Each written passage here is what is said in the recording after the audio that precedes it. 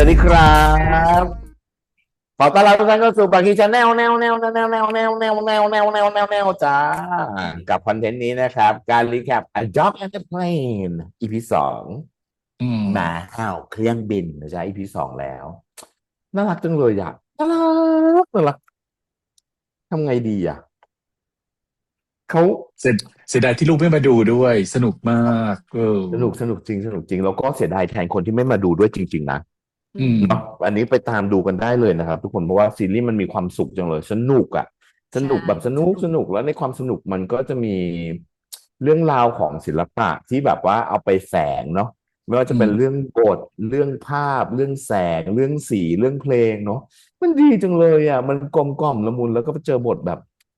จังหวะที่มันโบ๊ะบะที่มันตลกเป็นตลกอ่ะมันชอบอืมน่าสนุกจังเลยน่าสนุกจังเลยแล้วการแสดงความน่ารักของนักแสดงโอ้ย ฉันแพ้น้องริวอืมออกตัวแรงแรนะ งออกตัวแรงนะนั่นเขาก็ของน้องดีเขาของคุณโอบไปแล้วนะวันนี้เนี่ยโอ้ โอ้ยคุณโอบเนี่ยจะได้ของพี่สองคนเลยไม่ได้นะพี่ทำใจไม่ได้หรอกน้องริวด้วยนิววี่ด้วยโอ้ my อืม god คุณโอบเนี่ยเขาเจ้าชู้เนี่ยตั้งแต่แบบว่าสมัยแบบทำให้โอเอ๋วกับเต๋เขาแตกกันมาแล้วนะพี่ใจแล้วเนี่ยโอ้ตีโอ้ยด็อกเตอร์ตีอืแรง ม ด็อือกเตอร์ม ตีแรงอ่าทำไงดีนะทุกคนเราพูดกันเลยไหมถ้าอย่างนั้นใช่โอเคส่วนตัวพี่ชอบความเป็นฮีโร่ที่เขาเซตความเป็นแบบว่าซุปจะบอกว่าไงดีอะ เอ่อเป็นฮีโร่อะที่เขาบอกว่าเป็นอะไรนะเป็นเรนเจอร์เป็นอะไรอย่างเงี้ยตอนที่แบ่งช่องตอนเอาพาร์ทออกมานึกออกมาตอนแบบเปิดวันนี้ก็ยังเปิดด้วยการแบบว่าแบ่งพาร์ทความเป็นฮีโร่อีกนึกออกว่าคือแบบว่าตอนที่เขาไปทำเป็นกู้ภัยเดี๋ยวเป็นกู้ภัยเอนเตอร์เทนอะไรอย่างเงี้ยอืมเก๋ดีพี่ชอบนะแล้ว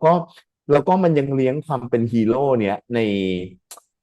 มันมีโมเมนตัมของความเป็นฮีโร่อยู่เรื่อยๆจนกระทั่งมาจบ ตอนจนกระทั่งตอนจบมันเขาพี่ส่วนตัวพี่นะคือการกดกิ่งเข้ามาเพื่อหากระเป๋าตังค์อ่ะมันเหมือนฮีโร่ที่เข้ามาช่วยชีวิตเลยนะเพราะถ้าสมมติว่าเปิดมาปุ๊บแล้วบอกว่าพี่ไปไม่ได้แล้วนะอย่างเงี้ยแล้วอยู่คนเดียวอ่ะโอ้โหอืมเนอะนึกถึงสภาพเนาะการความทุ่มเทเนาะการจัดเตรียมเนาะ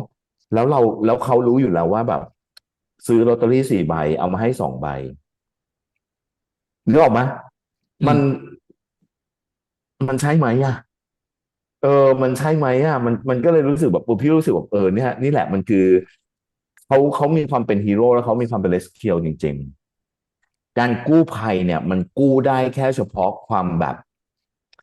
อะไรอ่ะเขาต้องเรียกว่าอะไรกายภาพเนาะคือแบบว่าความบกพร่องหรืออุบัติเหตุทางกายภาพอะไรเงี้ยแต่กู้ภัยที่โตโต้เป็นตอนเนี้ยมันกู้ภัยด้วยหัวใจอ่ะการใช้หัวใจช่วยหัวใจ หมายความว่าไม่ว่าจะเป็นการที่แบบว่าตัวละครมันกลับเข้ามาชอบก่อนหรือเปล่าสมมุตินะแต่ว่ายังไงก็แล้วแต่มันคือสิ่งที่เขาพร้อมเขาพร้อมซัพพอร์ตอะไม่ว่ากรณีใดก็แล้วแต่อาจจะเป็นกรณีของแบบหาเรื่องหาราวเข้ามาเป็นตัวแบบตัวแนมเป็นแบบนึกออกไหมเป็นผักกัดขาวในแบบต้องเรียกว่าผักกัดหอมในแบบอาหารทุกจานสำหรับนิววี่อะไรอย่างเงี้ยนึกออกปะมันดูรู้สึกแบบมันเป็นคนหาโอกาสให้กับตัวเองได้ดีเนาะการที่บอกว่าจะไปจับชูแต่เธอต้องไปกับฉันนะนึกออกมาอะไรอย่างเงี้ยชอบแล้วชอบอีกซีนหนึ่งมากๆคือความรู้สึกเหมือนแบบความเป็นอลาดินอะในการเอาตั๋วรถมาอันนั้นน่ารักแบบน่ารักไม่ไหวคือโอ้โหหนึ่งหนึ่งปึ้งนี่คือ100นะ100เควสนี่คือนึกออกมายาวนานนะคือมันไม่ได้เหมือนต้องการใช้หนี้แล้วนะมันเหมือนต้องการให้เขาไปอยู่กับเขาให้ได้ให้แบบในอืมทุกโอกาสอะไรอย่างเงี้ยใช่นึกออกปะแล้วที่สำคัญอยากใช้เวนะไอ้ตรงลาด้วยใช่แล้วการใช้เวลาด้วยแบบเนี้ยมันเป็นการใช้เวลาที่มันเหมือนต้องร้องขอความช่วยเหลือแสดงว่าทุกครั้งที่เขาต้องการร้องขอความช่วยเหลือเขาอยากให้นึกถึงเขาอะนึกออกไหมซึ่งมันเป็นแบบว่าอันเนี้ยมันคนเราเนี่ยมันจะรู้สึกยังไง ตอนเดือดร้อนอ่ะมันจะต้องนึกถึงใครอ่ะนึกออกปะถ้ามันไม่ใช่คนที่ทำให้อุ่นใจและช่วยเหลือเขาได้จริงๆอันเนี้ยพี่ก็รู้สึกแบบอุยตายแล้วเก๋ไอ้มุกอันเนี้ยมันดูแบบ น่ารักจังเลยอ่ะมันดูเด็กมากนะเด็กใสแบบอลาดินมากเลยอ่ะแต่มันดูหูดูทัดใจมากเลยมันใช้กับสถานการณ์แบบเนี้ยมันชอบจังเลยอืมแล้วประกอบกับวิธีการเล่นของเตตะวันที่ไม่น่าเชื่อว่าเป็นเตตะวันอืมสะบดอืคำหยามบคายแบบตาใสแบบไม่คิดอะไรในคำพูดนั้นอะไรอย่างเงี้ยอย่างง่ายดายเหลือเกินแล้วแล้วจริตของนิววี่โอ้ my god มันอะไรขนาดนั้นวะคือเฟมินินิตี้นี่คือในตัวคือแบบพรุ่งพล่านมากอะเอาดีๆนึกออกไหมแล้วก็อืแบบมีไว้มเชิงแบบมองอะไรน่าเกลียดอะไรอย่างเงี้ยมันดูแบบอื้อหือไม่มองทนไหวเหรอ อืม เฮ้ยของพี่ก็ประมาณนี้แล้วกันนะจ้ะตาคนอื่นละไหวไหมWinner ไหว แล้วเปล่า in progress progress progress ไม่ทันดรประกอบร่างยี่ของเธอกลับขึ้นมาเดี๋ยวดี หนูนะ in progress ไปก่อนเลย สนุกไม่รู้จะพูสนุดยังไงมันกสนุกสนุกอืแล้วมันมสนุกด้วยองค์ประกอบแบบทุกๆองค์ประกอบที่มันร่วมรวมร่างกันอะเนอะอืมพวงมันปักพวงอย่างเงี้ยก็หาโอกาสให้มันเกิดขึ้นได้อะไรอย่างเงี้ยเออคือเรียกว่าบทอะมันสูตรสำเร็จมาก อืมอืมเราเดาเรียกว่าพี่ปอนเดาได้ตั้งแต่ EP ที่แล้วว่าจ้ะใครคือชู้เอออืมคือมันดูแล้วมันเดาได้แล้วซิ t u a ชันแบบสร้างแบบส่งสุดๆแต่ถามว่าทำไมยังสนุกอยู่ในเมื่อรู้อยู่แล้วว่าจะเกิดอะไรขึ้นก็เพราะองค์ประกอบต่างๆนี่แหละเพราะรู้ว่ามันจะเกิดอะไรขึ้นแต่มันจะเกิดยังไงอืมเออเสน่ห์เขาเนาะเสน่ให้รู้เลยห์คือ แหละว่าจะเกิดขึ้นแต่จะเกิดยังไงก่อนใช่เหมือนแบบ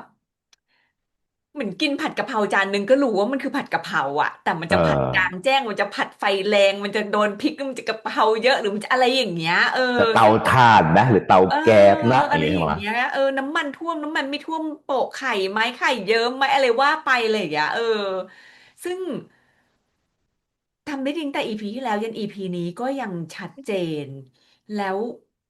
ยังไม่พลาดเลยในจังหวะของความคอมเมดี้ที่แบบโชะอืมอืมโชะโชะ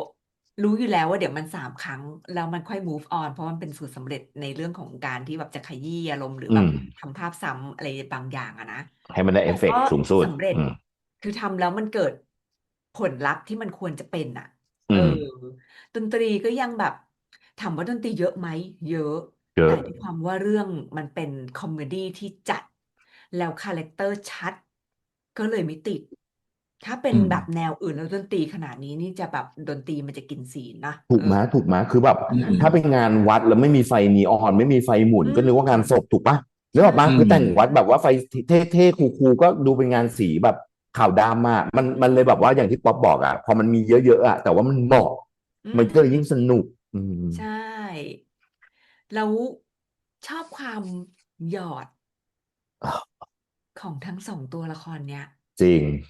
คือดูก็รู้เห็นตั้งแต่ดาวอังคารว่าเขาชอบกันเขามีใจ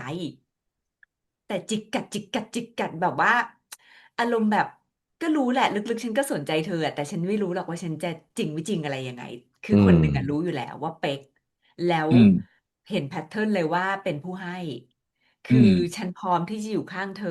แต่ฉันไม่ออกตัวนะอืว่ามฉันชออืมบเอออีกคนนึงเนี่ยจิกจิกจิกจิกจิกจิกจิก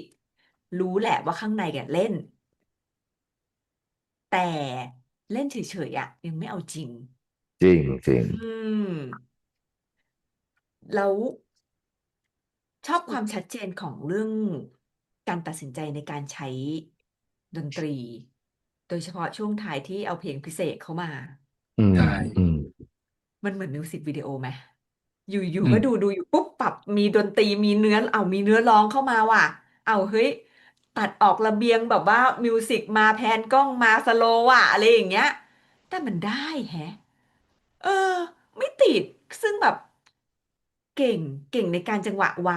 งค่อยๆไล่มาแล้วเอาเพลงเข้ามาก่อนนิดนึงแล้วค่อยสวิตช์ภาพออกไปที่ระเบียงอะไรประมาณเนี้ยซึ่งมันมีความเป็นแบบมิวสิกเพลงลูกทุ่งสมัยก่อนอะ อืมที่จะต้องมีแบบนักแสดงมาแบบบทโศกบ้างรักรันทดบ้างดนตรีเศร้าๆบ้างที่แบบเออมิวสิกลูกทุ่งสมัยเนี้ยไม่ค่อยเห็นหรือว่าไม่อาจจะไม่ได้ดูมากพอก็ได้แต่เมื่อก่อนน่ะจะเห็นฟิลนี้เยอะมากแล้วมันจับวางเนี่ยมันลงตัวกับ คุณโตโต้อะอืมจกู้ริงภัยอะที่อ้าปากออกมาแต่ละคำอะไม่พ้นสะดือบ้างอะไรบ้างจริงอะไรอย่างเงี้ยจริงจริงอืเออจริงสแต่นุกมันสนุกมันจังหวะมันตลกแต่มันคือความกลบเกลื่อนความรู้สึกเขานะอืมอืมอืม มันลงตัวหลายๆอย่างเรารู้สึกว่าเฮ้ยดีสนุกรู้สึกว่าเฮ้ยแบบแป๊บจบพาร์ทอีกแล้วเอ้าเออดีแล้แกวชุดเชิ้ตคอสตูมคือมันไปกันได้หมดอะโทนสีอะไรทุกอย่างด้วยนะอืมแล้วอ่ะทำให้ในระหว่างที่หยอกเอิญกันอะมันทำให้เราค่อยๆเข้าใจคาแรคเตอร์ของแต่ละฝ่ายหมายถึงเข้าใจนิสัยตัวละครทั้งสองตัวเนี่ยไปด้วยทีละเล็กทีละน้อยเรื่องของอาการจัดแก้วดีไซน์ไงเริ่มเห็นแล้วว่าเฮ้ยเขาไม่ใช่ผู้ชายกากๆคนหนึ่งอะเขาเป็นคนมีอะไร อืมอืมในขณะที่นิววี่ก็ชัดเจนฉันแบบละหงและจริตนั้นฉันเป็นผู้หญิงฉันยังอายเลยเอโอเคอด็อกเตอร์จ้าก็สั้นๆแล้วกันนะสรุปแบบผมอืมรวมๆแล้วกันที่พูดมาก็ชอบที่ตัวบทนั่นแหละบทมันแบบว่าทำให้ตัวบุคลิกของตัวตะวันเองอะตะวันเปลี่ยนแปลงไปมากเลยจากเรื่องนี้นะไม่คิดว่าเป็นบทพวกเนี้ยคำพูดอย่างเงี้ยถ้าออฟอยู่ออฟจะบอกว่าเป็นคำพูดที่ไม่น่าเชื่อว่าจะออกจากปากของเตตะวันนะตัวเขาเองอะไรอย่างเงี้ยเขาจะเป็นคนที่พูดจาโผงผางบ้างอะไรบ้างอะไรอย่างเงี้ยชอดบ้างแต่เขาจะไม่ใช่คนเป็นคนที่ใช้คำหยาบบางทีคำหยาบคำบางคำตกแต่แบบมันออกมาจากปากจากเตตะวัน คิดว่าอืตอนที่เขาเล่นมคงจะแบบว่าตกใจเหมือนกันว่าคำพวกเนี้ยออกมาจากตัวปากของเขาแต่เขาก็งับคำได้พอดีแล้วมันเชื่อว่าตัวละครตัวเนี้ยพูดแบบนี้ความหยาบความลามกความอะไรต่างๆเนี่ยกับบุคลิกที่เขาสร้างขึ้นมาเนี่ยมันลงตัวมันไม่ได้เยอะเกินไม่ได้หลนอืมการชอบการแสดงที่แบบว่าเสียงที่เขาใช้อ่ะมีความแตกต่างกันแล้วแต่อารมณ์มีการใช้เสียงนุ่มมีการใช้เสียงแบบจะบทจังหวะช็อตก็คือช็อตอะไรอย่างเงี้ย นิววี่เองก็เหมือนกันปกติจะนิววี่เนี่ยจะมีความรู้สึกว่านิววี่เขาค่อนข้างจะมีบางบทเขาจะเกรงจะติดว่านิววี่จะเป็นคนที่เล่นแล้วเป็นที่เกรงแต่เรื่องเนี้ยนิววี่เองก็มีการเล่นที่หลายชั้นเอออืมมีหลายมิติในตัวในการเล่นนะมีท่าหลักท่ารองของเขาการใช้สายตาการแบบกลืนน้ำลายต่างๆนานาเนี่ยการเล่นพวกเนี้ยคือ รู้สึกว่าน้องอ่ะเล่นละเอียดมากขึ้นนะตัวนิววี่เองอะไรอย่างเตเองก็เหมือนกันพลิกจากตัวที่เราเคยเห็นเรื่องสุดท้ายที่เราได้ดูเขาก็คือเอ่เชอรี่เมจิกใช่ไหมซึ่งก็ต่างกันเลยนะตัวกับตัวละครที่อาชิหรืออะไรอย่างเงี้ยที่เราดูมาก็ถือว่าน้องเขาได้เป็นตัวละครสวมเป็นตัวละครที่เอ่อลงได้แบบทำให้เราเชื่อละในสิ่งที่เขาเป็นนะแล้วก็ที่ชอบเหมือนกันกับบ๊อบชอบตอนที่เอาการที่เอาเพลงของพี่เสกโลโซมาใช้ มันเป็นตัวแทนของเตตะวันได้เลยนะเสกโลโซคำว่าโลโซเนี่ยใช่ไหมมันเป็นตัวที่แบบเพลงที่ represent อะเพลงของพี่เสกอะจะ represent คนที่เป็นแบบคนรากหญ้าคนข้างล่างชนชั้นการมาชีพโน่นนี่นั่นโน่นอะไรเงี้ยเพลงที่บอกกับเขาอะไรอย่างเงี้ยแบบเป็นเพลงที่แบบเปิดแบบร้านเหล้าเศร้าๆอะไรอย่างเงี้ยร้านเหล้าข้างทางตรงเนี้ยมันเป็นอารมณ์ที่เหมาะสมกับความรู้สึกของเตตะวันตรงนั้นน่ะในความรู้สึกของคนแอบรักอะไรเงี้ยแต่ก็ที่พี่บอลพูดก็ชอบนะคือจริงๆแล้วเขาเนี่ยมีหน้าที่ในการช่วยเหลือแล้วคนพวกนี้ท้ายสุดเนี่ยจะเหมือนกับว่าเป็นได้แค่คนช่วยเหลือแต่ไม่ได้เป็นคนที่อยู่ข้างๆเขา